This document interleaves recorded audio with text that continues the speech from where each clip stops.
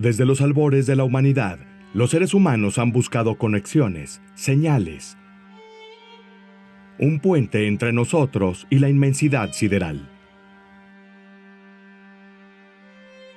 La bóveda celestial ha guiado a los exploradores e inspirado poetas, pero también ha susurrado secretos a aquellos individuos capaces de escuchar más allá del mundo visible.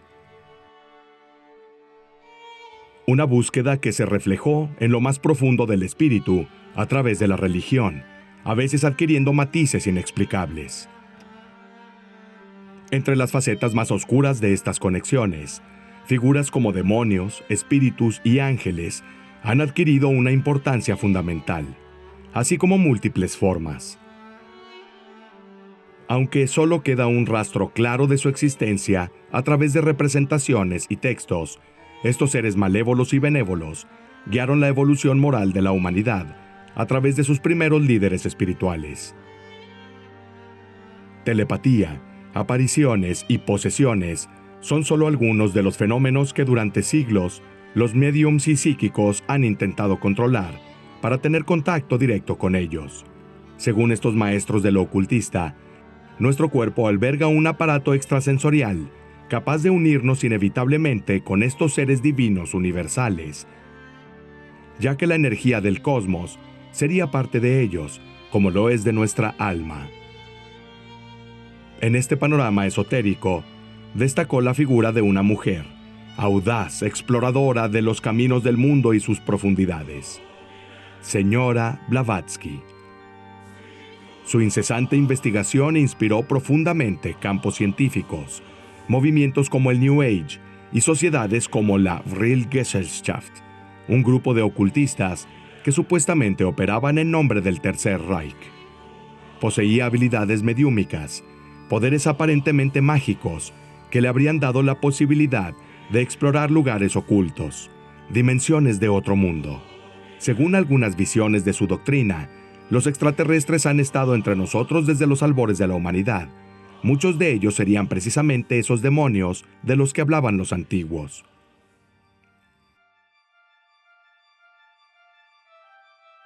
Alienígenas, los encuentros esotéricos. El nacimiento de los demonios en la historia humana es un tema muy complejo. Estos seres, pertenecientes a la religión, el mito y el esoterismo, simbolizan la necesidad humana predominante de controlar la conciencia, tanto a nivel moral como en la comprensión de la realidad. Los demonios representan las fuerzas más indomables de la naturaleza y en ocasiones del propio ser humano, y no existe una historia o versión única de sus orígenes. La multitud de interpretaciones y formas los sitúan en un amplio panorama de significados, donde no todos los demonios son vistos como malos. Aunque su origen sigue siendo incierto, el más antiguo de estos seres procedería de la cultura hindú y no de la babilónica, como suele pensarse. En estas culturas, los demonios son el resultado del mismo problema que fue abordado de dos maneras diferentes. Para las antiguas culturas hindúes, los demonios serían el amplio espectro del motor energético universal.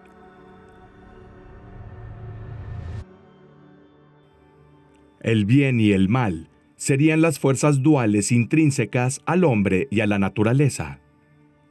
La forma correcta de dominarlos sería conocerlos y afrontarlos a través de la espiritualidad y la superación personal. Mientras que para los antiguos en las culturas mesopotámicas, estos seres pertenecían a una clara separación entre el bien y el mal. Adversarios del orden divino, las entidades negativas debían ser vencidas con el poder de los ritos adivinatorios, o mediante el arrepentimiento y la consiguiente redención. La religión sumeria también creó algunas de las primeras leyes mágicas. Aquí se presenta un encanto del ritual Surpu. No maldigas a quien discute contigo. Responde con gentileza a quien te hace el mal. Dale justicia a tu enemigo. No dejes que entre el mal en tu corazón. Dale de comer, dale de beber, dale vestido. Sé amable, haz el bien. La civilización sumeria, de la que tenemos registros escritos que se remontan al cuarto milenio AC, ya contaba con figuras misteriosas y polifacéticas en su panteón. Seres capaces de llevar a cabo acciones impetuosas, a menudo crueles, en perjuicio de quienes no habían observado determinadas leyes. Los sumerios, Edimu o Giddim, por ejemplo, eran los espíritus de los muertos, quienes sin un entierro digno vagaban por la tierra, trayendo malestar y sufrimiento a la población. Apaciguados con comidas funerarias o libaciones, estos seres se habrían colado en las casas de quienes no habían respetado ciertos tabúes al caer la noche, como la prohibición de comer carne de vacuno. Vengativos hacia los vivos, podían poseer a las personas, a veces inspirando comportamientos criminales o chupando la energía vital de sujetos susceptibles o dormidos. En los mitos babilónicos, podemos observar, en cambio, seres como la Mashtu, cuyo físico híbrido estaba representado con rasgos peludos. La Mashtu fue responsable del mal espontáneo, no por orden de alguna deidad o motivación vengativa. Además de dañar a bebés y mujeres embarazadas, era capaz de devorar a los hombres bebiendo su sangre, generando pesadillas e infectando ríos y lagos con plagas. Solo a través de la invocación de Pazuzu, deidad de las tormentas y los vientos de las montañas, conocida por el terrible poder de provocar sequías y hambrunas, fue posible destruir la maldad absoluta de su consorte, la Mashtu. Fue llamado a la tierra a través de la veneración de estatuillas de piedra que lo representaban.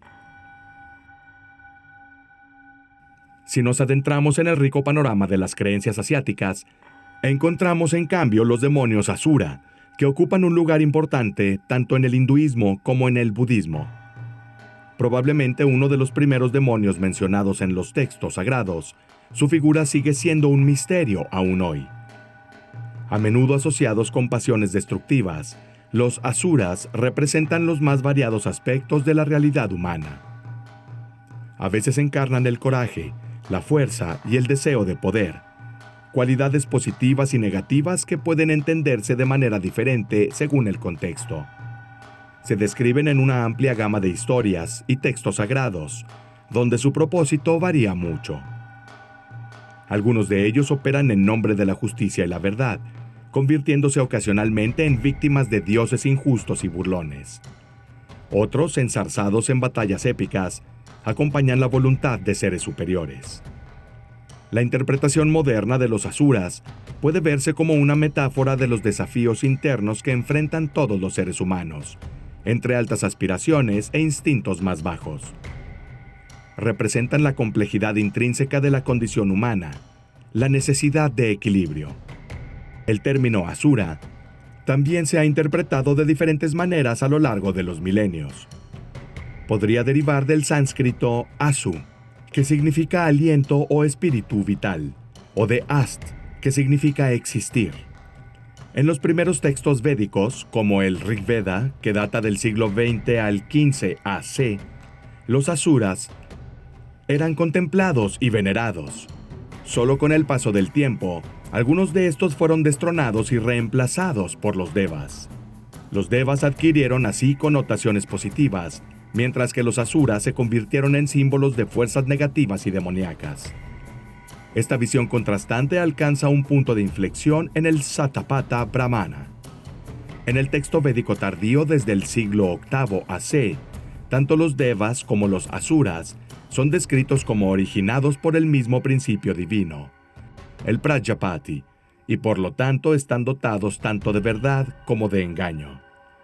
Sin embargo, estos demonios han atravesado muchas culturas, dejando sus huellas también en la mitología nórdica y preislámica.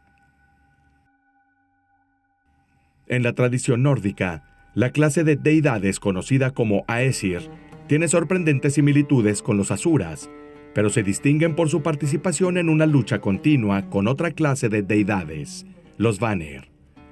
También resulta intrigante el paralelismo que podemos encontrar entre los asuras y los ahuras de la tradición avéstica, pertenecientes a los territorios de la antigua Persia. En la tradición avéstica, los ahuras siguen siendo entidades positivas como lo eran originalmente los propios asura. En particular, en el zoroastrismo, La religión monoteísta del profeta Zaratustra, Ahura Mazda, representa la sabiduría, la verdad y la luz, en contraste con Angra Mainyu, el espíritu del mal y la oscuridad. Ahura Mazda, venerado como guía supremo y protector por los emperadores del antiguo Irán, dejó posteriormente un legado espiritual, también en tradiciones religiosas como el judaísmo, el cristianismo y el islam, con los conceptos del dualismo y la lucha entre el bien y el mal. Finalmente, la representación de los asuras contenida en el Saptapata Brahmana, según la cual estos seres están dotados tanto de verdad como de engaño, también puede haber contribuido al desarrollo de los demonios Jin. Algunos de estos seres sobrenaturales, que hoy en día algunos llaman entidades alienígenas arcaicas, a veces actúan de forma siniestra, intrusiva y formas aterradoras. Érase una vez, antes de que la luz del Islam iluminara la oscuridad de la Jahiliyyah, la península arábiga era un crisol de misterios y miedos, un lugar donde los poderes invisibles de los genios hacían estragos sin oposición. Estas entidades que tejen el destino, conocidas por su poder disuasorio y su capacidad para desatar calamidades naturales, supuestamente fueron creadas gracias a una llama de fuego sin humo, o fuego puro. Distinto de los ángeles, los hijos de la luz y los humanos, los hijos de la tierra, los genios fueron descritos como seres que operaban en una dimensión paralela a la de la tierra. A menudo identificado con Satán, uno de los genios más conocidos sería Iblis, aquel que negándose a inclinarse ante Adán por orden de Alá, fue expulsado del paraíso, asumiendo el papel de seductor y tentador de la humanidad. De todos ellos, aparte de Iblis, los ghouls serían los genios más temidos, descritos como criaturas monstruosas con rasgos humanoides, a menudo comparados superficialmente con los orcos de las tradiciones nórdicas. Se dice que los ghouls son directamente responsables de tender trampas a los viajeros. Aunque algunos de estos seres etéreos también son relativamente inofensivos, todos los genios tendrían la capacidad de presentarse como seres que cambian de forma, dotado de total elusividad. Capaces de insinuarse en la mente de las personas con posesiones, mensajes telepáticos engañosos y alucinaciones, muchos de ellos habitan en lugares desolados, como el desierto. Todos ellos temerían al hierro y desaparecerían si alguien pronunciara la basmala, una frase de gran importancia que en la religión islámica abre varias suras del Corán y se utiliza como invocación y bendición antes de emprender cualquier acción significativa en la vida diaria y prácticas religiosas. En el folclore turco y mongol, también se haría referencia a los genios con el término Kor, entidades invisibles nacidas del fuego y que se muestran cuando las llamas se apagan. Los Kor provocan trastornos mentales, provocando caos entre la gente común. Su poder también se habla en el folclore senegalés, según el cual los genios pueden volverse extremadamente peligrosos si se les molesta u ofende. Al afectar las funciones vitales de quienes las ignoran, serían los defensores de la pérdida del liendre, de la personalidad. También se dice que, en colaboración con las brujas Doom, estos seres ofrecen vidas robadas como regalo para aumentar el poder de las brujas. Aunque con la llegada de la Ilustración y el racionalismo en Europa, las creencias en demonios y magia comenzaron a ser vistas como supersticiones, el papel de estas figuras en las narrativas mundiales ha persistido. A través de muchas historias podemos ver cómo estas figuras se separan de su contexto religioso, desembocando en cuentos populares, cuentos de hadas y a veces incluso mitos modernos sobre extraterrestres. Por ejemplo, también podemos encontrar a los genios en los cuentos de las Mil y Una Noches, en el cuento de Aladino, donde el genio de la lámpara sería uno de ellos.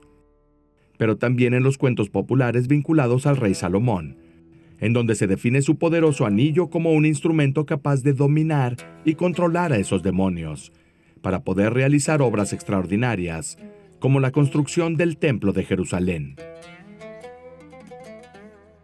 El objetivo de estos cuentos populares era ciertamente inculcarnos la moral, fascinándonos con personalidades en la frontera entre lo mágico y lo paranormal, y en constante conflicto con el mal.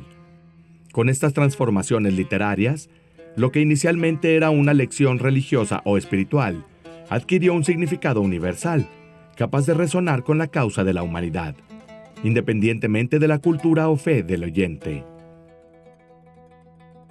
Miles de años después del nacimiento de los demonios, Madame Blavatsky intentó hacer algo muy similar con sus libros. Sintetizó y reconcilió múltiples historias ocultas en religiones, mitos y cuentos, para insertarlas en un único marco religioso-filosófico cohesivo. Su objetivo era destruir emociones como el miedo, causa principal de sentimientos como el odio. Su objetivo era demostrar el origen común de una verdad universal, que ella y otros teósofos llamaron sabiduría antigua o religión de la sabiduría.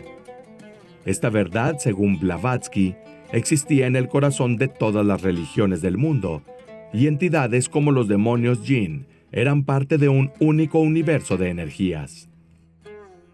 Energías que solo a partir del propio conocimiento podrían indicar el camino hacia la iluminación divina, con vistas a una posible reencarnación. Helena Petrovna von Hahn, mejor conocida como Madame Blavatsky, nació el 12 de agosto de 1831, en la ciudad de Dnieper. Conocida entonces como Ekaterinoslav bajo el dominio del Imperio ruso, la ciudad sufría una epidemia de cólera. Su madre contrajo la enfermedad poco después de darla a luz, y contrariamente a las predicciones más sombrías del médico, tanto ella como la recién nacida Blavatsky sobrevivieron milagrosamente. El padre de Helena, un soldado involucrado en la represión del levantamiento de noviembre en Polonia, vio a su hija por primera vez solo 6 meses después del nacimiento. Debido a los incesantes viajes de su padre por motivos de trabajo, que lo llevaban por toda Europa durante largos periodos, la madre de Helena a menudo se encontraba viajando sola con su hija, quien desde pequeña recorrió los numerosos caminos del Imperio ruso. Esta infancia en constante movimiento permitió a la joven vivir multitud de experiencias, garantizándole un amplio bagaje lingüístico y cultural. Helena, al crecer, seguiría viajando sola, con una pasión que superaba las meras necesidades familiares. Guiada por multitud de preguntas, decidió visitar todos los rincones del mundo para descubrir qué orígenes insólitos tenían sus experiencias extrasensoriales. Sus encuentros con esta dimensión desconocida desde los primeros días de su vida tuvieron un impacto notable, y solo con el paso del tiempo los reconoció como señales divinas. Todo empezó con la intensificación de los paseos nocturnos involuntarios entre las habitaciones de su casa, momentos en los que, según testigos, Helena habría hablado de vez en cuando con presencias invisibles. A medida que creció, estos fenómenos se intensificaron y, volviéndose cada vez más complejos, enriquecieron su existencia con habilidades paranormales poderosas. Los sueños de Madame Blavatsky se volvieron vívidos, difíciles de distinguir de la realidad. Visiones de otros mundos y encuentros con entidades etéreas se volvieron cada vez más claras y a veces conectadas entre sí. Amigos y conocidos también informaron que al llegar a la edad adulta, desarrolló habilidades como la telepatía y telequinesis. Se dice de esta última que, atada a una silla a petición suya, la mujer podía tocar instrumentos musicales a distancia sin recurrir a trucos ni acrobacias, dejando muchas veces atónitos a los testigos. Por lo tanto, la gran curiosidad de Madame Blavatsky por temas como lo oculto y lo paranormal no surgió de la nada, sino que fue alimentada por sus experiencias personales, así como por algunos miembros de su familia. Su madre, una apasionada lectora y escritora, inició su propio negocio en San Petersburgo en 1838 y, adoptando el seudónimo de Zenaida Ava, entró en los círculos literarios rusos, introduciendo traducciones de las novelas de Edward Bulwer Lytton. Bulwer Lytton fue un famoso autor del siglo XIX, cuyos relatos probablemente ejercieron una fuerte fascinación en la pequeña Elena. Se destacó por sus personajes de fuerte impacto evocador, sumamente futuristas para el periodo histórico al que pertenecían. Habló de personas que intentaron superar su estatus noble, de sus aventuras vinculadas a la inmortalidad o a las dinámicas de poder en sociedades utópicas, pero también de ideales sobre justicia social, educación y mejora moral. Elena perdió a su madre en 1842 a la edad de 11 y se mudó con su abuelo materno, quien mientras tanto fue destinado a Saratov. En la ciudad, hasta los 15 años, sus abuelos le brindaron una educación propia de niñas de buenas familias, organizándole clases particulares de francés, historia del arte, música y danza. Estas enseñanzas no solo la prepararon para la sociedad, sino que, como era de esperar de las mujeres jóvenes de su clase social, le facilitaron la búsqueda de un futuro marido.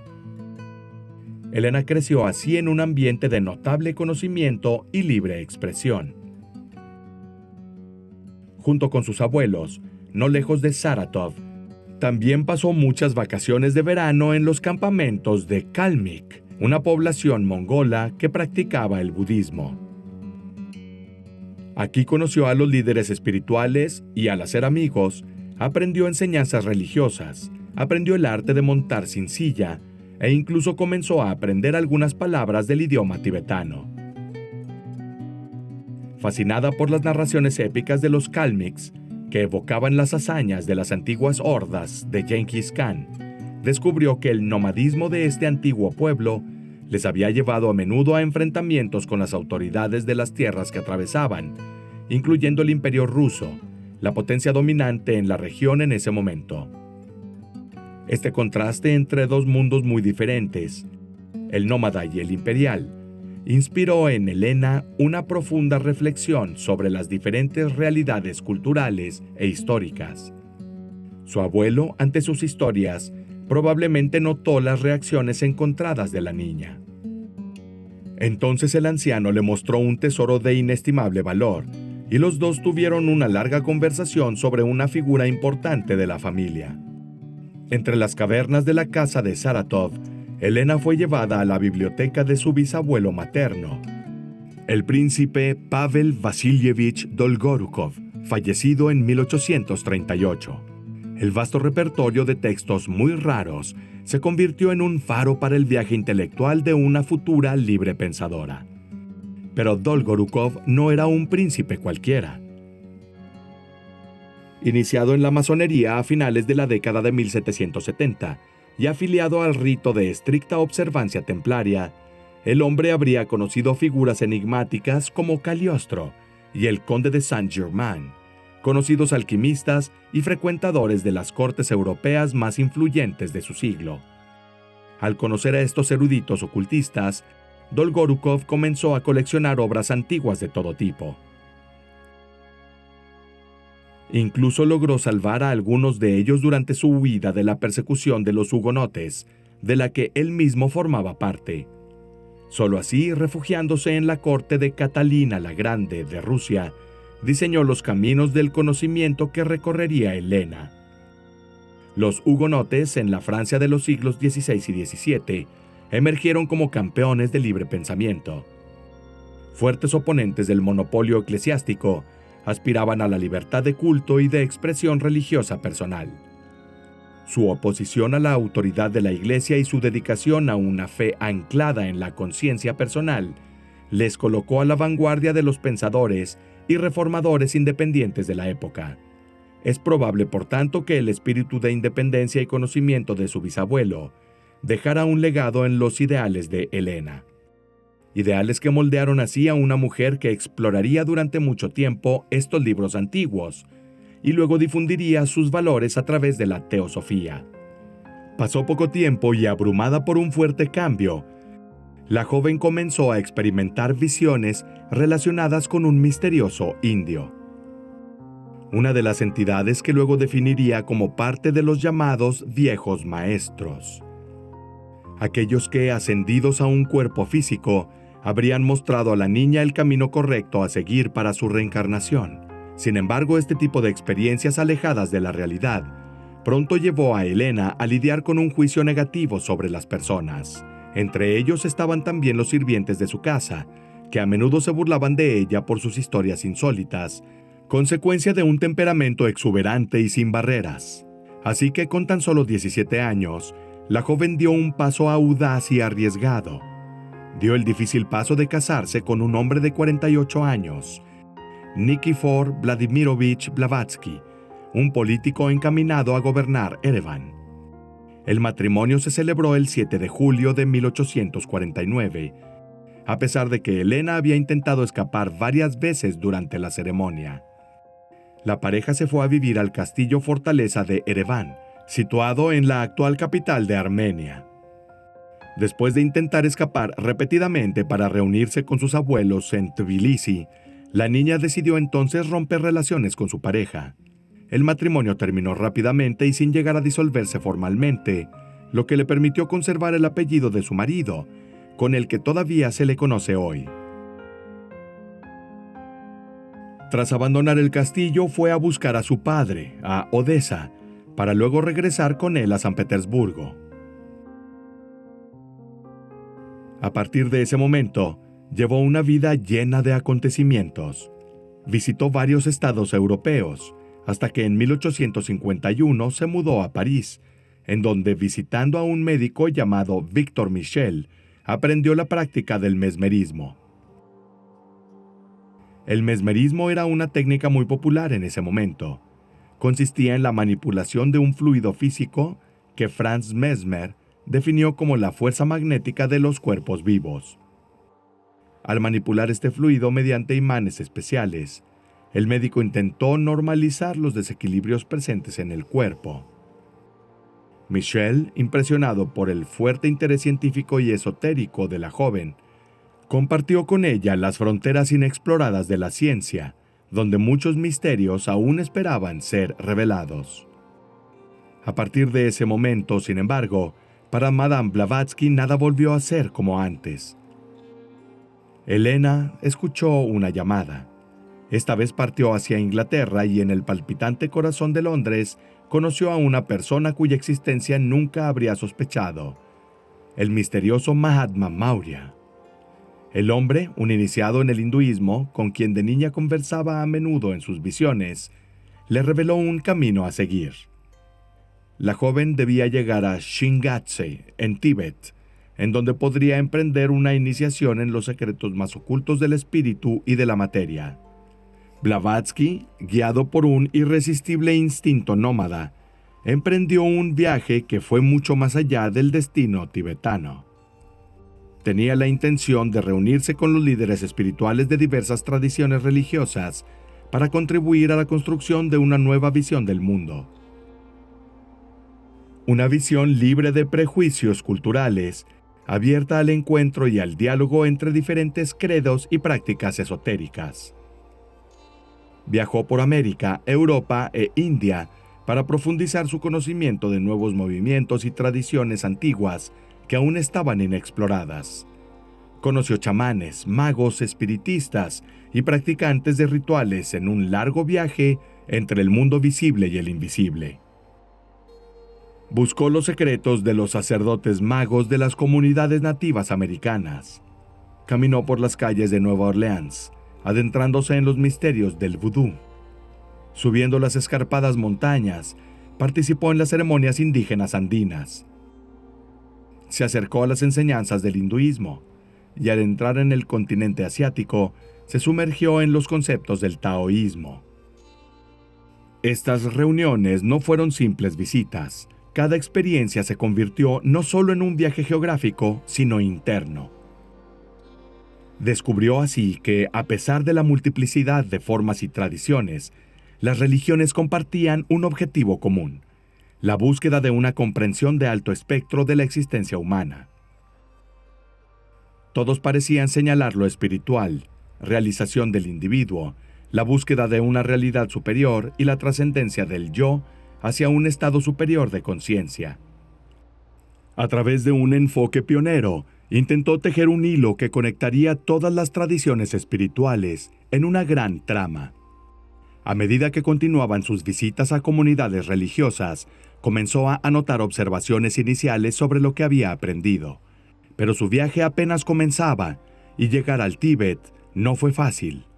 Su primer intento, que tuvo lugar en 1852, fracasó.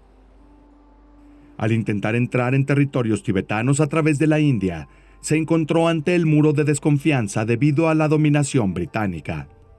Proveniente de un imperio considerado adversario, se le negó el permiso para continuar, probablemente también por sospechas de espionaje que podrían haber recaído sobre ella. Incapaz de aceptar tal negativa, regresó a Europa y, anotando cada etapa de su viaje en un diario, contó los acontecimientos que le pusieron al borde de la supervivencia. Según sus propios relatos, sufrió un naufragio cerca del Cabo de Buena Esperanza, llegando a Inglaterra solo en 1854, en un clima de extrema agitación política. En aquel momento, las tensiones de la guerra de Crimea podría haber complicado aún más su situación como ciudadana rusa. Sin embargo, según ella informó, encontró una manera de actuar como concertista de la Real Sociedad Filarmónica. En 1867, sus aventuras la llevaron a Italia, en donde tendría el privilegio de conocer al famoso revolucionario Garibaldi. Con él habría participado en las batallas de Monte Rotondo y Mentana, donde fue alcanzada por una bala. Creída muerta, fue arrojada en una fosa común. Después de unos días de oscuridad total, al volver a abrir los ojos, se dio cuenta que había sido transportada a otro lugar. Pero quienquiera que estuviera allí con ella no tenía rasgos humanos. Unos espíritus de luz la miraron por última vez antes de desaparecer para siempre. En 1868, Blavatsky finalmente logró entrar en el Tíbet, una experiencia que completamente abrumó su visión del mundo. En el transcurso de 2 años, la mujer recibió enseñanzas telepáticas de sus maestros ascendidos, Mahatma Maurya y Kuthumi. Gracias a la escritura automática, comenzó a escribir las primeras líneas y conceptos de su doctrina y los secretos de estas entidades.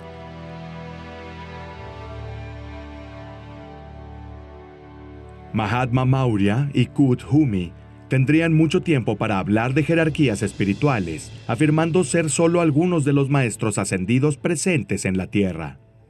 Detrás de ellos, habría habido una comunidad de seres universales, espiritualmente evolucionados, mucho más vastos y con poderes mayores que los que ella misma podía creer. Su objetivo no habría sido controlar o dominar a la humanidad, sino hacer que la evolución humana fuera más segura. A su regreso al mundo occidental, Blavatsky comenzó a compartir sus experiencias acumuladas.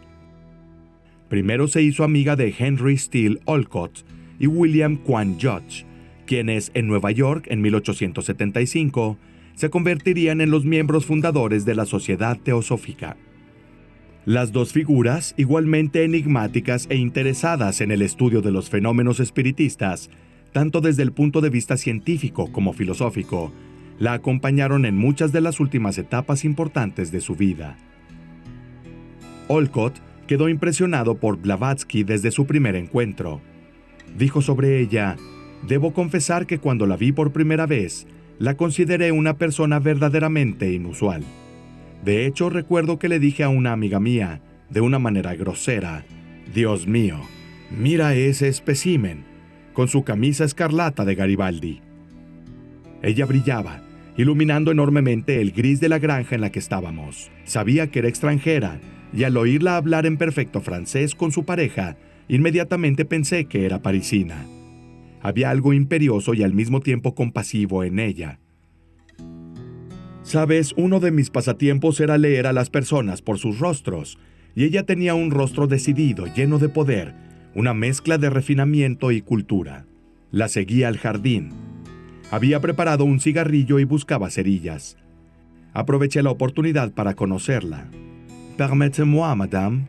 Volví a encender su cigarrillo y comenzamos a conversar en francés. Me dijo que estaba profundamente interesada en los fenómenos descritos en el gráfico diario, pero aún así había tenido dudas sobre asistir. Al surgir en América durante un período conocido como el Segundo Gran Despertar, la sociedad teosófica encontró un terreno fértil para darse a conocer. De hecho, en Estados Unidos se vivía un animado debate sobre la posibilidad de comunicarse con el más allá. Blavatsky, sin embargo, expresó dudas sobre el espiritismo tradicional y propuso un enfoque diferente al fenómeno. Su observación se basó en la idea de que las manifestaciones espiritistas podrían tener explicaciones alternativas, como las influencias de los planos astrales inmateriales, dimensiones superiores que los seres humanos no son capaces de percibir normalmente, excepto mediante un estudio profundo en el campo del esoterismo. La teosofía no negó la posibilidad de la existencia del más allá, ni de comunicarse con él. La doctrina sugería que había dimensiones naturales mucho más complejas y leyes detrás de este fenómeno, pero sobre todo, no estaba representada adecuadamente dentro del espiritismo tradicional. Luego la mujer intentó explicar en sus libros cuáles eran estas dimensiones, incluyendo conceptos como reencarnación, karma y evolución espiritual. Y no solo eso, como la propia Blavatsky declaró: «Nuestro trabajo es un alegato por el reconocimiento de la filosofía hermética, la antigua religión de la sabiduría universal como la única clave posible a lo absoluto en ciencia y teología». De manera multifacética, pero al mismo tiempo unidos por un hilo conductor, el primero de estos textos fue Isis Develada, publicado en 1877. El trabajo desafiante y rico atrajo tal interés del público que casi no estuvo disponible en unos cuantos días, y actualmente difícil de conseguir en su versión original. Después de trasladar la sede de la sociedad a la India, estableciéndola en Adyar en 1880, durante un viaje a Ceilán, Madame Blavatsky y Henry Steele Olcott se convirtieron oficialmente en budistas. A partir de ese momento, como embajadora del pensamiento innovador y curioso, Blavatsky se dedicó a unir diferentes culturas y pueblos, abriendo las puertas de sus centros de estudios. Sus ideas buscaban trascender las divisiones causadas por diferencias culturales, económicas e ideológicas, que a menudo habían llevado a conflictos, incluso dentro de las propias tradiciones religiosas. Probablemente también debido al éxito de sus visiones, Helena Blavatsky también quedó abrumada por innumerables críticas. Los académicos y científicos de la época la consideraban una charlatana. Su decepción con la ciencia ortodoxa, es decir, la ciencia ligada a un enfoque empírico, racionalista y materialista, la expuso al juicio de personas muy influyentes. La controversia se intensificó cuando algunos miembros del Society for Physical Research, una organización dedicada al estudio de fenómenos paranormales, la acusó de fraude. No faltaron las afirmaciones de que algunas de sus cartas a Mahatma eran en realidad falsas. Aunque los cargos fueron retirados, gracias al trabajo de algunos grafólogos forenses, tuvieron un impacto significativo en su reputación.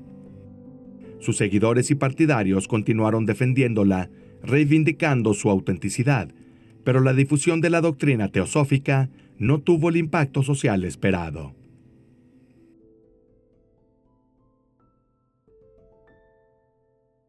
Haciendo una última parada en Italia, Nápoles y posteriormente en Würzburg, en Baviera, Blavatsky se dedicó a escribir un segundo libro, La Doctrina Secreta, una obra monumental en la que reside otro libro ocultista de inestimable valor, el Libro de Dzian, que contiene las estrofas de Dzian. Según Blavatsky, el libro arcaico y extremadamente raro fue escrito originalmente en hojas de palma, que se volvieron inalterables por el fuego, el agua y el aire, mediante algún proceso específico desconocido. Este texto, sin embargo, sería mucho más que una simple colección de escritos antiguos. Afirmó que contenía los secretos de una evolución cósmica que condujo a la existencia de 7 razas misteriosas, de las que formaba parte toda la humanidad. Frecuentemente citada como masona, se afirma que Elena Blavatsky fue iniciada en el grado 66 del rito de Memphis por Giuseppe Garibaldi, en vísperas de la batalla de Mentana. Según sus declaraciones, también recibió de manos de John Yarka, el 24 de noviembre de 1877, un diploma del más alto grado, en la logia de Memphis, con el primitivo rito de adopción y aceptación. Finalmente se instaló en Londres, pero ya padecía problemas cardíacos y fue víctima de la pandemia de gripe rusa en 1891, y su cuerpo fue incinerado. Sin embargo, la historia de Madame Blavatsky sigue rodeada de misterio, y la mayoría de los episodios contados por la mujer son difíciles de comprobar. Las incertidumbres se refieren tanto a la naturaleza extrema de sus experiencias como a la veracidad histórica de ellas. A menudo habla de lugares demasiado lejanos para llegar en el mismo año, especialmente con los medios de transporte de la época, pero también de aventuras demasiado extremas para afrontarlas sin correr el riesgo de perder la vida. No siempre es posible, por tanto, discernir cuánto en sus obras hay de simbólico y cuánto de relato es hechos reales. Sobre todo porque la época en la que vivió, caracterizada por un clima de opresión política, obligaba a menudo a los escritores a velar sus críticas e ideales con metáforas. Por lo tanto, Blavatsky, a través de sus escritos, parece situarse al menos durante la mitad de su existencia en una frontera borrosa entre lo real y lo imaginario, entre la historia concretamente probable y el mito personal que ella forjó, como si su imaginación o espíritu distante de su cuerpo hubiese vagado por la tierra durante un periodo largo, a veces sumergiéndose él mismo ante los ojos de otra persona. Quizás sea precisamente en esta ambigüedad en donde radica el encanto de su figura. Pese a ello, no hay duda de que la mujer creía profundamente en una humanidad unida, un mundo que pudiera trascender las divisiones para abrazar la armonía. Por este ideal, arriesgó todo lo que tenía con el objetivo de hacer posible su visión.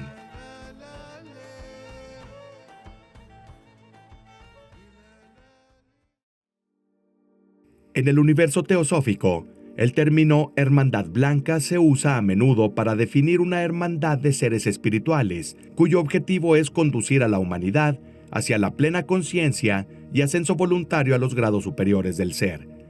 Sin embargo, cuando Elena Blavatsky habló por primera vez sobre esta hermandad blanca, se inspiró en ideas ya presentes en otras obras, incluyendo las de Karl von Eckartshausen, un místico y escritor de finales del siglo XVIII. De hecho, Eckartshausen, en su libro La nube sobre el santuario, lo describió como un consejo de luz, una comunidad mística única.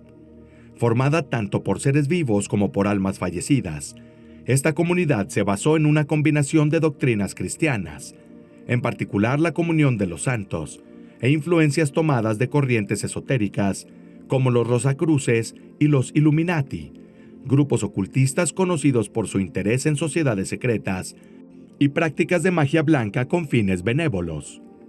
Por lo tanto, la visión de Eckartshausen con su consejo de luz pudo haber tenido una influencia significativa en la formación conceptual de la Hermandad Blanca. Volviendo a la visión de Blavatsky, incluso los propios maestros ascendidos, los Mahatmas, serían parte de esta misteriosa jerarquía. Dentro de la sociedad teosófica, figuras como el coronel Henry Steele Olcott y el escritor William Judge dieron una inmensa resonancia a estas figuras, con quienes la mujer afirmó estar en contacto telepático. También se dice que las comunicaciones telepáticas involucraron al periodista Alfred Percy Sinnett, quien a partir de 1881 también inició una extensa correspondencia con los Mahatmas.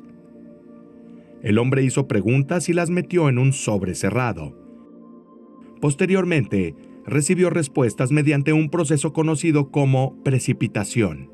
En algunas ocasiones, el mismo sobre cerrado fue encontrado en lugares inusuales, y contenía varias cartas escritas por uno de los Mahatmas.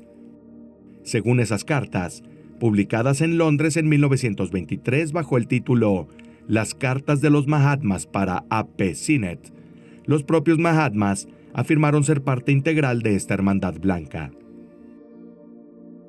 Aunque han superado la condición humana, continúan reencarnando, desempeñando así un papel de bodhisattva. En el budismo, un bodhisattva es una persona que ha alcanzado la iluminación y que, como resultado, ha completado el ciclo de su existencia terrenal. Sin embargo, en lugar de avanzar hacia el nirvana, él o ella elige voluntariamente renunciar temporalmente al estado final de liberación. Movido por una profunda compasión por todos los seres vivos, continúa reencarnando en el mundo terrenal para convertirse en guía de la humanidad. Maestros de este tipo, según la doctrina, incluirían personajes de la historia como Buda, Confucio, Kuan Yin, Zaratustra y muchos otros. Además, algunos de ellos todavía están presentes con cuerpo físico en la Tierra y siguen cumpliendo su misión desde varios lugares como Luxor, Yucatán, los Cárpatos húngaros y el Tíbet. Según algunas teorías teosóficas, los miembros más altos de la Hermandad Blanca no tienen orígenes terrenales.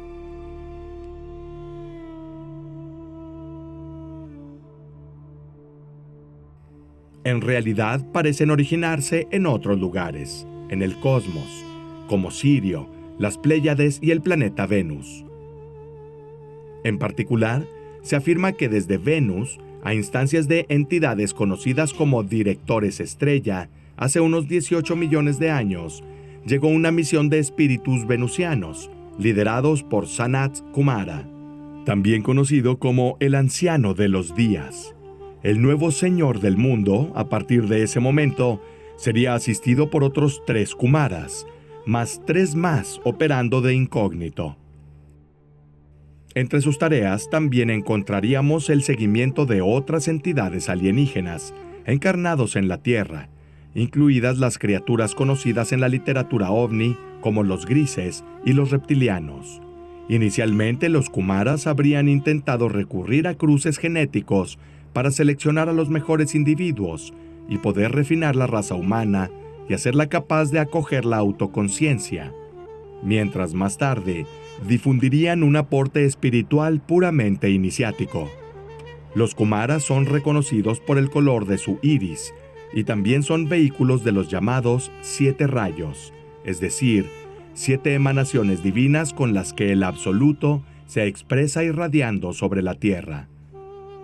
En la estructura jerárquica, bajo los 7 Kumaras, los jefes de 3 departamentos principales actuarían, de los cuales los propios maestros ascendidos también serían parte.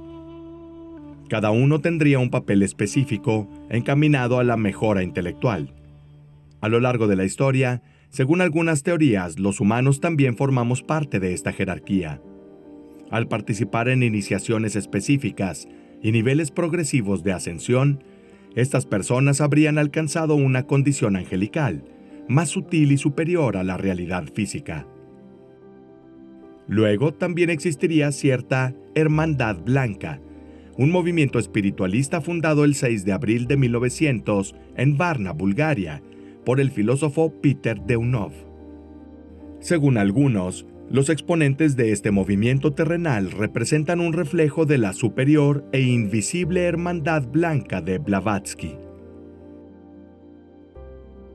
En el vasto y complejo universo del pensamiento esotérico, Isis develada emerge como un faro de luz y sombra, de conocimiento y misterio. Publicada en 1877, esta impresionante obra se desarrolla en 2 volúmenes, Ciencia y Teología. En el primer volumen, Blavatsky desafía audazmente las ideas científicas y materialistas de su época. Con mente abierta y visión crítica, explora fenómenos psíquicos y paranormales como la clarividencia, la psicometría y las experiencias extracorporales, argumentando que merecen una atención científica seria, tanto como cualquier otra ley natural. Ella revisita y reinterpreta la alquimia, no como una práctica primitiva, sino como un conocimiento científico más profundo, una ciencia avanzada que aún no se comprende ni se acepta. Al conectar las religiones del mundo, también revela cómo temas esotéricos similares cruzan diferentes culturas. El segundo volumen, Teología, nos lleva en un viaje por las religiones del mundo, donde Blavatsky propone la existencia de una religión universal, arraigada en las tradiciones más antiguas y civilizaciones perdidas. Blavatsky no solo explora la superficie de los símbolos religiosos, sino que los analiza para revelar niveles ocultos de significado, yendo mucho más allá de las interpretaciones dogmáticas. Se analizan textos como la Biblia, los Vedas, los sutras budistas y otros, para mostrar cómo las interpretaciones y modificaciones han alterado su significado original. Al examinar mitos y leyendas globales, Blavatsky sugiere que las historias como el del Gran Diluvio, de hecho, pueden ser memorias históricas, transmitidas simbólicamente por la memoria ancestral colectiva. Al comparar figuras sagradas, destaca cómo pueden representar arquetipos similares, con historias de vida que reflejan enseñanzas universales. Con una fuerte oposición a la interpretación literal de las Sagradas Escrituras por parte de las instituciones religiosas, Blavatsky afirma que tal punto de vista limita la comprensión espiritual. Según ella, las verdaderas enseñanzas esotéricas son mucho más profundas y metafóricas. Cada capítulo del libro fue diseñado como un paso adelante en un viaje a través de las épocas, desde el Egipto de los faraones a la Grecia de los místicos, de la India de los rishis a la Palestina de los profetas. Paralelamente, se abordan temas como las leyes de la naturaleza, los poderes latentes en el hombre y la vida después de la muerte. Son amplias y profundas referencias a textos sagrados, obras alquímicas y manuscritos antiguos. Isis develada se convierte así en un desafío al pensamiento común, una revolución que busca reconciliar lo material con lo espiritual. Blavatsky, como un Hermes moderno, se mueve entre los planos de existencia, invitando al lector a unirse a ella en una peregrinación que promete una fuente de iluminación intelectual. Al abrir las puertas a un universo en el que la magia y la ciencia no son antagonistas, sino dos lados del mismo prisma divino, ella busca elevar a la humanidad a una comprensión superior de la vida y su misterioso tejido colectivo. Una obra que no es simplemente un libro para leer, sino una experiencia para vivir. Una narrativa que no cuenta una historia, sino que busca escribir la historia de la humanidad misma. Envueltas en un velo de misterio, las estrofas de Xian, contenidas en la doctrina secreta, revelan una visión cósmica que se extiende más allá de los límites de lo conocido. El libro invita a los seguidores a un viaje a través del proceso infinito de creación y disolución del universo. En el primer volumen, Cosmogénesis, Blavatsky desenvuelve el mapa estelar del cosmos, mostrando cómo el universo tiene su propio comienzo y su propio final, pero también una promesa de renacimiento. Como un reloj celestial, los engranajes del espacio se mueven en una danza suspendida entre creación y destrucción. El segundo volumen, Antropogénesis, es el diario de viaje del alma humana, una historia que rastrea los pasos de nuestros ancestros espirituales a través de continentes perdidos y eras desaparecidas. 7 razas raíz emergen como actos de un drama divino, que se desarrolla bajo la mirada inmutable de las estrellas. Cada una de estas razas se convierte en portadora de una nueva visión del mundo, una nueva realidad. Los antiguos versos de las estrofas de Xian, traducidos de una lengua arcaica perdida, retratarían el universo como un organismo que respira psíquicamente en 7 vastos períodos de manifestación, el Manvantara, pero también en 7 vastos momentos de descanso, conocidos como Pralaya. Cada Manvantara pertenecería a una era, y cada era estaría representada por una de las 7 razas raíz. El término razas no se refiere a grupos étnicos o grupos biológicos, tal como se conciben en la ciencia moderna, sino específicamente a la evolución de la conciencia del ser. En un tiempo primordial, y limitada a los ojos de la humanidad actual, la Tierra habría albergado a su primera raza raíz, los seres de la raza raíz polar, criaturas de pura energía astral. Habrían flotado en el cosmos en un estado semidivino, casi angelical. Atados al Polo Norte, se remontarían a una era en la que la Tierra no era más que un caleidoscopio de condiciones inimaginables. Después de eones, llegó la era de la raza raíz hiperbórea. Con una transición paulatina hacia lo tangible, estos seres todavía etéreos habitaban un continente perdido, envuelto por un clima templado, a pesar de su proximidad con los polos. Un amanecer de conciencia comenzaría entonces a abrirse camino en este mundo aún joven e incierto. Lemuria marcó definitivamente el hogar de la raza raíz lemuriana, el tercer gran capítulo de la existencia terrenal.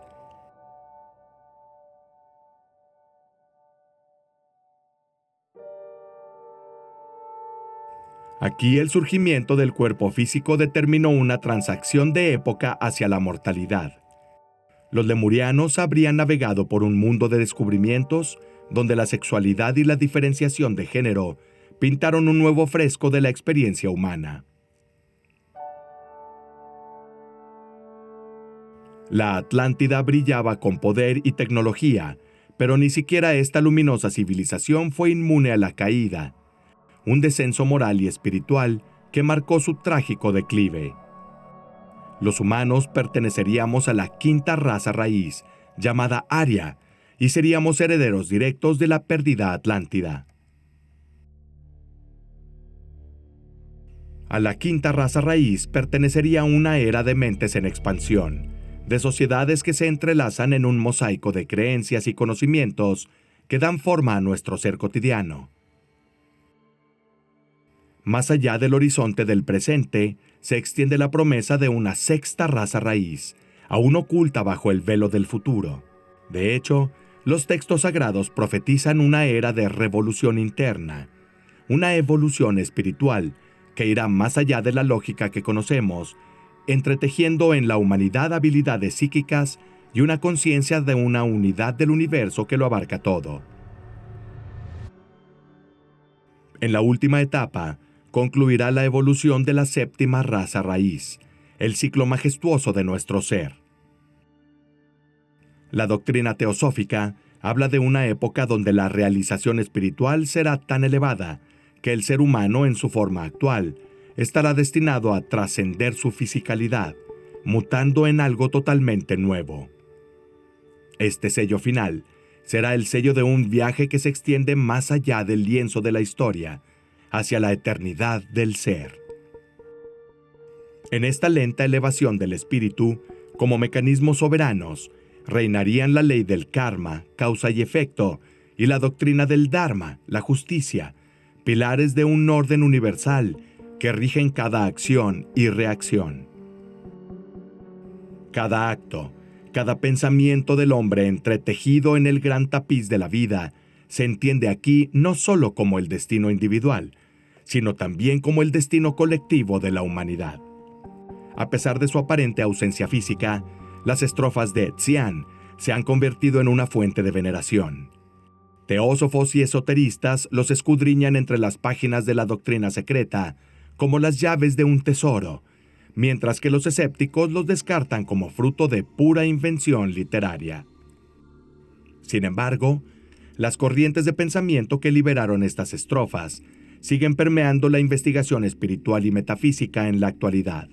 No se ha proporcionado ninguna fuente original para el libro de Xian, ni existe cita alguna antes de la publicación de Blavatsky. Más allá de las interpretaciones aportadas por la mujer, la total falta de pruebas, así como el misterioso idioma presánscrito en el que fue escrito este documento, hace dudosa su existencia real.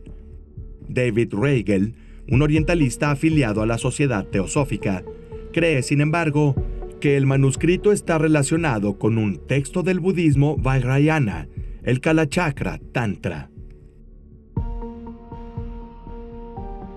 El esoterista inglés Nicholas Guthrie Clark sugirió en 2006 que la fuente de inspiración para las estrofas debería buscarse en el taoísmo chino y la Kabbalah judía.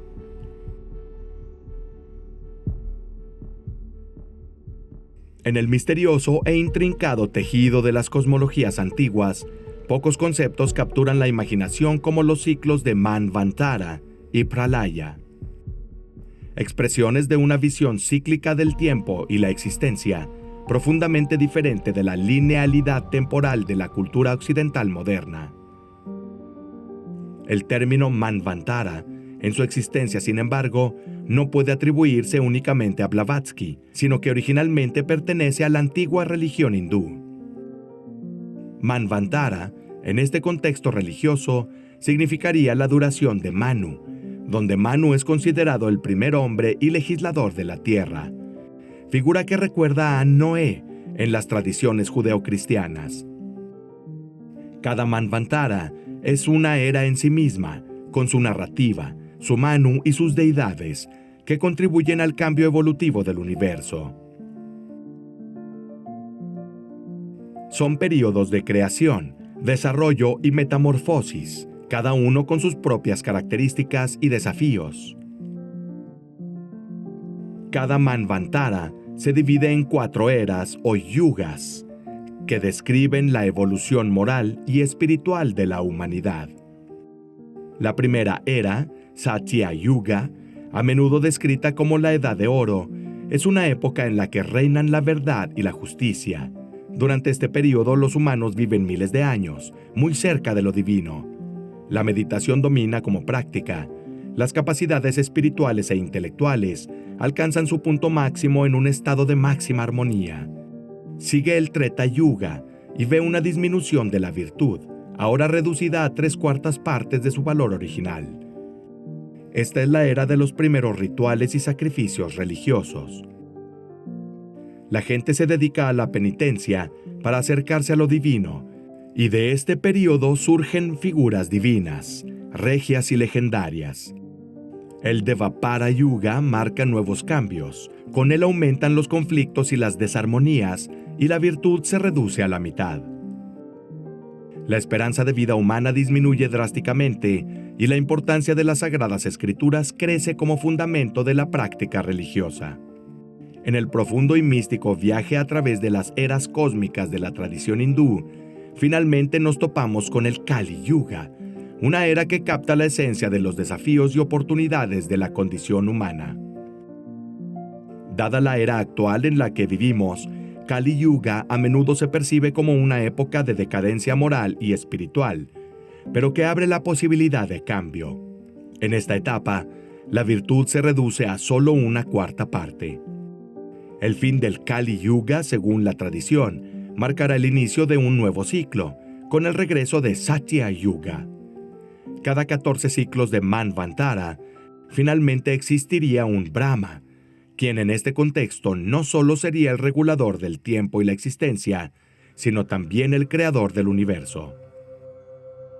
Cada Brahma, de hecho, representa un ciclo completo de vida, muerte y renacimiento a escala cósmica. Esta visión cíclica del tiempo ofrece una perspectiva de esperanza, renovación y sugiere que cualquier periodo de oscuridad es solo momentáneo.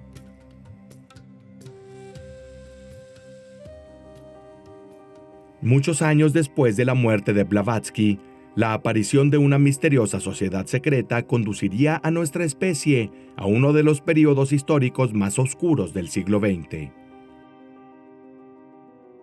Situada en la delgada frontera entre la magia y la realidad, la sociedad secreta, Vril Gesellschaft, ha sido durante mucho tiempo objeto de debate por parte de teóricos de conspiración, ufólogos y entusiastas del esoterismo. Descrito por algunos como un grupo de médiums formado por mujeres cultas, Vril estuvo activo durante mucho tiempo en la investigación tecnológica alemana.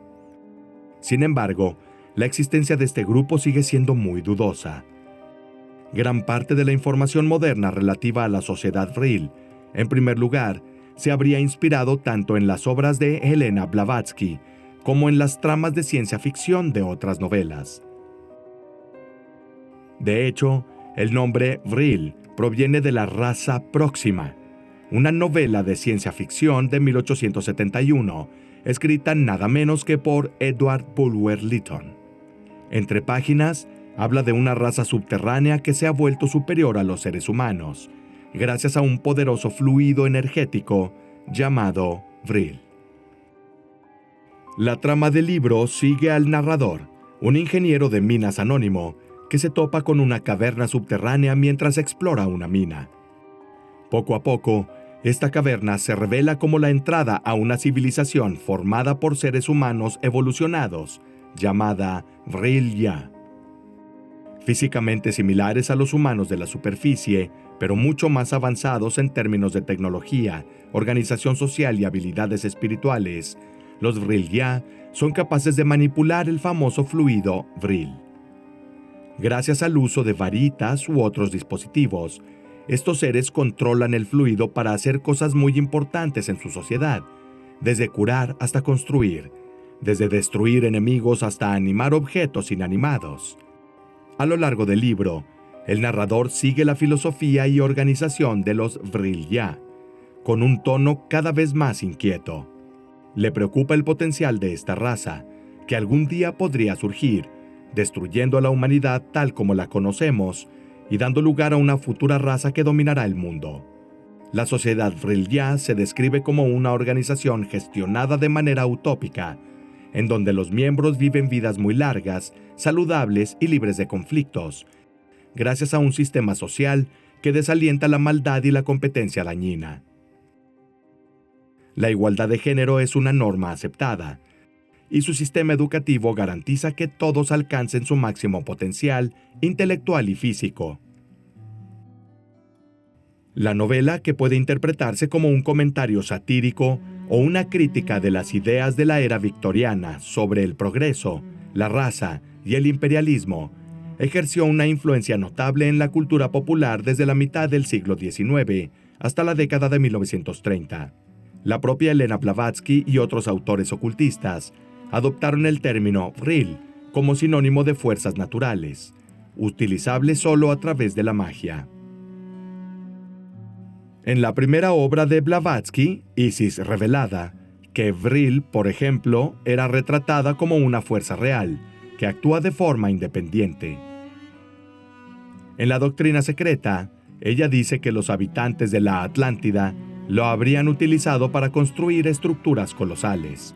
Tras la caída de la Atlántida, un pequeño grupo de sacerdotes supervivientes habría conservado esta fuerza, transmitiéndola a unos pocos elegidos en forma de energía psíquica. Energía que les permitiría controlar toda la naturaleza. Además, a mediados de la década de 1890, nuevos avances científicos, como el descubrimiento de los rayos X, llevaron a la opinión generalizada, incluso entre los intelectuales, de que las ciencias naturales todavía no podían presumir haber resuelto los enigmas del mundo, que todavía existían fuerzas y energías naturales invisibles. Así, las teorías ocultistas no solo se presentaron como una contrapropuesta a las ciencias naturales, sino que detrás de las críticas de los científicos, ganaron visibilidad y en ocasiones, los dos mundos incluso encontraron puntos temáticos en común. Muchos grupos de ocultistas comenzaron a formular creencias que buscaban comprender y controlar las fuerzas terrestres y cósmicas, a menudo vistas de manera similar a las ciencias naturales de la época. Como resultado, florecieron teorías que afirmaban ser capaces de llenar supuestos vacíos en las ciencias, sin tener en cuenta que Bulwer Lytton solo quería escribir una novela ligera, al estilo de Julio Verne. Luego, hacia 1900, los sectores del ocultismo y misticismo experimentaron un gran auge que se prolongó hasta la década de 1930. Entre 1874 y 1924, se publicaron en Alemania 4 traducciones del libro de Bulwer Lytton. Y dado que la teosofía estaba muy extendida, el concepto de Vril se volvió extremadamente común, tanto en los círculos interesados como entre el público en general. Estas historias, ricas en simbolismo esotérico, alusiones a sociedades secretas y razas perfeccionadas, se convirtieron así en el trampolín para conceptos ideológicos que ya estaban en desarrollo desde hacía siglos. De hecho, en el ámbito de la ciencia, surgió a principios del siglo XX un movimiento que tendría una siniestra resonancia en la historia: la eugenesia. La premisa de la eugenesia se centraba en la selección de especies etiquetadas como superiores para el mejoramiento de la raza humana. Un pensamiento que derivó en una comprensión distorsionada y apenas científica de las leyes de la herencia propuestas por Mendel y más allá, dado que en este periodo histórico la eugenesia se fusionó en ocasiones con el racismo científico. Para ser claros, el racismo científico comenzó a extenderse en el siglo XVII. Pero según Benjamin Isaac, historiador de la Universidad de Tel Aviv, en su ensayo titulado La invención del racismo en la Antigüedad Clásica, relata que las ideas propuestas por el racismo científico se arraigaron a partir del período greco-romano. En resumen, el propio nazismo probablemente se basó en pensamientos distorsionados, tan antiguos como el hombre, en la cima del conocimiento popular inmaduro y confuso. El racismo científico buscaba atribuir superioridad e inferioridad a bases biológicas y genéticas, dando un barniz de respetabilidad a estas ideas. Las teorías de la eugenesia pasaron así a formar parte de las agendas políticas de varios países, en donde fueron usadas para justificar políticas de esterilización forzada, asesinato en masa y genocidio. Además, es cierto que el nazismo y sus simpatizantes a menudo coquetearon con lo oculto, recurriendo libremente a diversas fuentes esotéricas para crear un velo místico sobre el régimen y sus aspiraciones. Esto incluyó la adopción de símbolos esotéricos, como la propia esvástica invertida o la runa de la muerte, pero también la recuperación de sabidurías antiguas y poderes perdidos como medio de legitimación y poder. El régimen también reclutó a astrólogos y psíquicos para intentar predecir el futuro y obtener ventajas estratégicas durante la Segunda Guerra Mundial. Estas prácticas ocultas fueron vistas como un medio para influir en los acontecimientos y el destino del Tercer Reich. En el torbellino de estos pensamientos, podemos observar un ejemplo peligroso de cómo las ideas con el tiempo a veces se pueden mezclar y ser transformadas en armas ideológicas. Por lo tanto, no hay certeza de que el Vril realmente existió, así como no hay rastro de la existencia de Maria Orsic, la médium que supuestamente recuperó información extraterrestre para la construcción del famoso Wunderwaffen. Maria Orsic nació el 31 de octubre de 1895 en Croacia, que en ese momento era parte del Imperio Austrohúngaro. Poco se sabe sobre su juventud y educación. Según las narraciones, la mujer y su grupo de médiums afirmaron estar en contacto telepático con extraterrestres, procedentes del sistema estelar de Aldebarán, ubicado en la constelación de Tauro, constelación en la que residen las estrellas Pléyades. Estos seres, calificados de pacíficos y avanzados, se habrían comunicado con el grupo Orsic a través de mensajes telepáticos y transmisiones de energía. Uno de los aspectos más notables de la historia es la supuesta creación de una máquina llamada Jenseitsflugmaschine. Se decía que esta máquina tenía la capacidad de viajar por el espacio y conectarse con otras civilizaciones extraterrestres. Los detalles exactos de cómo se suponía que funcionaba y qué era capaz de hacer siguen siendo algo turbios. A pesar de los terribles acontecimientos y las críticas del mundo científico hacia el esoterismo, desde mediados del siglo XX se han realizado numerosos estudios sobre fenómenos físicos paranormales. Hemos explorado la telepatía, por ejemplo, con los experimentos de Ganzfeld, donde una persona situada en un entorno aislado se le pedía que describiera imágenes transmitidas por otra persona, situadas en otro lugar. Otros investigadores han explorado la telepatía durante el sueño. En estos estudios se intentó influir en los sueños de una persona que duerme, tratando de transmitir imágenes o temas específicos. A pesar de las dificultades de control y verificación, hubo casos en los que los participantes efectivamente informaron sobre los contenidos transmitidos. También podemos encontrar experimentos sobre alucinaciones, donde se ha descubierto que en determinadas situaciones el cerebro humano reacciona de maneras inusuales. Por ejemplo, al mirar durante mucho tiempo un campo visual invariable, el cerebro puede dejar de procesar imágenes, lo que provoca una sensación de ceguera temporal, a pesar de tener los ojos abiertos, hasta llegar a crear ilusiones visuales. O se ha visto que algunos pueden ver imágenes y colores gracias a los sonidos, debido a la sinestesia auditiva. Las posesiones, por el contrario, son ahora objeto de investigación para comprender los trastornos psicológicos y neurológicos. Un importante paso adelante en nuestra capacidad de interpretar y tratar fenómenos, antes relegados al ámbito de lo sobrenatural o de la superstición. La creciente conciencia emocional en todo el mundo también sugiere que estamos evolucionando hacia lo que Blavatsky habría llamado una futura raza raíz. De ser así, la humanidad avanzará hacia un entendimiento mutuo más profundo, superando barreras históricas e ideológicas erróneas. Pero también a la conciencia de que nuestro cuerpo es una caja de resonancia de las emociones de los demás. Así lo demuestran experimentos sociales, como el efecto Maharishi, que demuestra cómo los seres humanos han podido influir en su propio contexto a través de la meditación colectiva. Los datos destacaron una disminución del porcentaje de conductas delictivas en el mismo periodo en el que se produjeron estas manifestaciones. Las emociones y el estrés psicológico no son solo experiencias subjetivas, sino que tienen efectos físicos tangibles en los demás, como lo demuestra la medicina psicosomática. Estos descubrimientos nos llevan a reflexionar sobre nuestra interconexión, no solo entre los humanos, sino también con el universo en general. Porque si alguna vez entidades extraterrestres nos observaban o nos percibían, podían percibir nuestro bienestar como un indicador significativo de nuestro desarrollo y nuestra evolución.